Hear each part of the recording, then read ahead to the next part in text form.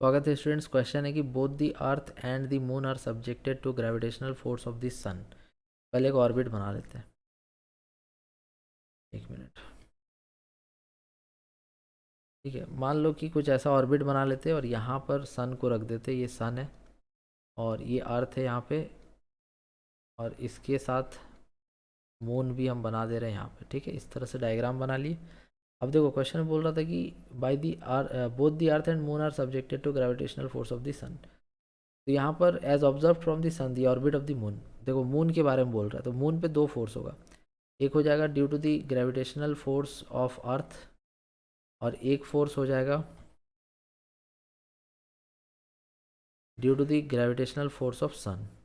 तो ये दो फोर्स हो जाएगा, force due to sun, force due to earth. Moon पे इस तरह से दो ग्रेविटेशन का फोर्स एक्ट करेगा। दैट मीन्स कि यहाँ पर जो मून है उसका फोर्स सेंट्रल नहीं होगा। अभी सेंट्रल का मतलब हम समझाएंगे। पहले यहाँ पर ये समझो कि जो केपलर का नियम है उसके अनुसार पहला नियम बोलता है कि जो भी पाथ होता है वो क्या होता है, इलिप्टिकल होता है। ठीक है, यहाँ पर मून का जो पाथ है वो भी इलिप्टिकल होगा। हो सकता है कि स्ट्रिक्टली इलिप्टिकल ना हो, लेकिन हम यहाँ पर इलिप्टिकल बोल सकते हैं। ठीक है, नॉट इलिप्टिकल तो बात यहाँ पे ख़त्म हो गया। Deviates from being elliptical to influence, तो ये तो बिल्कुल भी नहीं कि किसी और प्लेनेट के इन्फ्लुएंस में आकर के उसका पाथ चेंज हो गया। ये दो ऑप्शन तो हम एलिमिनेट कर दिए। अब रहा ए और बी में। तो जैसे कि बी में कह रहा है कि स्ट्रिक्टली इलिप्टिकल नहीं है, तो चलो इस बात को हम थोड़ी देर के लिए मान सकते हैं कि हाँ भाई स्ट्रिक्टली इलिप्टिकल नहीं होगा, क्योंकि सन का भी इन्फ्लुएंस आएगा, अर्थ का भी आएगा। तो स्ट्रिक्टली इलिप्टिकल हम चलो मान लिया कि नहीं होगा। दूसरा पार्ट ये कह रहा है कि total gravitational force is not central. तो पहले समझो कि सेंट्रल क्या है। जैसे सपोज करो कि एक बॉडी है जिसका मास m1 है, एक दूसरा बॉडी जिसका मास m2 है।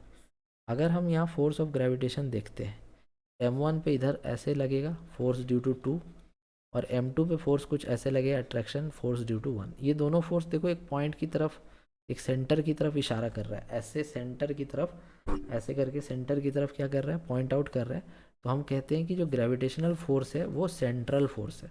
ग्रेविटेशनल फोर्स क्या है, सेंट्रल फोर्स है। ठीक है, सेंट्रल फोर्स है।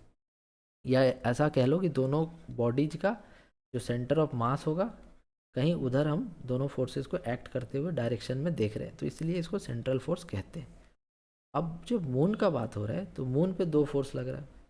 एक ऐसे लग रहा है अर्थ की वजह से, एक ऐसे लग रहा है सन की वजह से। तो अब यहाँ सन के साथ मून का और अर्थ के साथ मून का जो फोर्स होगा उसका रिजल्टेंट तो कुछ ऐसे आएगा, उसका रिजल्टेंट तो कुछ ऐसे आएगा। तो ये किस तरह से सेंट्रल हुआ, ये कोई सेंट्रल फोर्स हुआ नहीं हुआ। बिकॉज सेंट्रल होता अगर केवल मून को अर्थ सन इस तरह से खींचता और सन को मून इस तरह से खींचता, तो ये एक सेंटर की तरफ पॉइंट करता। या फिर मून को केवल अर्थ ऐसे खींचता और अर्थ को मून केवल ऐसे खींचता, तो भी एक सेंट्रल होता। लेकिन यहाँ पर तो दोनों का इन्फ्लुएंस, जो दोनों का फोर्स है उसका नेट वैल्यू तो इधर आ रहा है। तो ये किसी भी रूप में किसी सेंटर की तरफ या तो ये या फिर ये पॉइंट आउट नहीं कर रहा है, तो ये एक तरह से सेंट्रल फोर्स नहीं है।